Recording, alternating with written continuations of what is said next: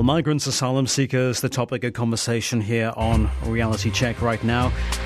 And the city of Birmingham in the UK, it has had a long and successful history of taking in migrants.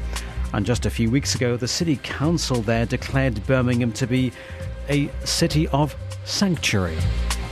Well, FM4's Chris Cummins heard from City Councillor Albert Bohr about the secret of Birmingham's success. Well, it's about being positive in support of immigrants. It's about ensuring that the housing that they move into meets their needs. It's about ensuring that there are schools to educate children in. It's about being welcoming, not expressing hostility towards those who arrive in your own country, your own city, for reasons that they fled their own country or their own city. Is it about getting the community involved too? Not some politicians saying, right now these migrants must be housed here, this will happen, but sort of getting the community already there to be involved in the acceptance, the helping of integration of these migrants? Where that happens, migrants who come into an urban area often find themselves better taken care of. I had an example given to me only yesterday during the debate in my own council, whereby a church organisation has started to make available meals on one day a week for a limited number of migrants who are living in a home next door to that church.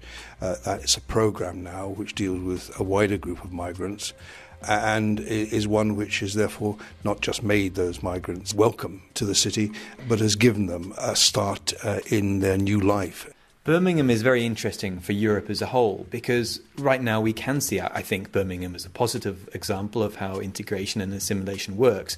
But this hasn't always been the case. There have been problems with racism in the past.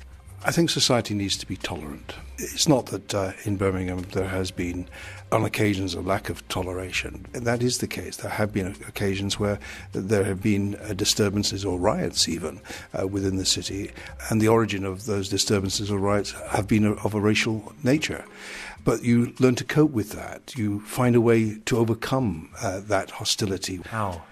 By working with the communities, by seeing those migrant communities as part of the fabric of the city itself, by working alongside them, by living alongside them. We have a particular dish, particular cuisine, which we cannot work out now whether it was invented in Birmingham or whether it came originally from Pakistan. The Balti. The Balti, exactly, the Balti.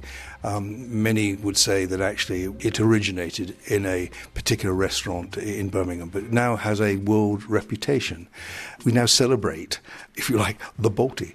But Birmingham celebrates each and every community. We have a celebration with the Sikh community called Vaisakhi. We have a celebration with the Irish community who have been in Birmingham for several hundred years. We have the third biggest St. Patrick's Day celebration in the world. We celebrate the Hindus with a Festival of Light. We celebrate with the African Caribbeans with a carnival.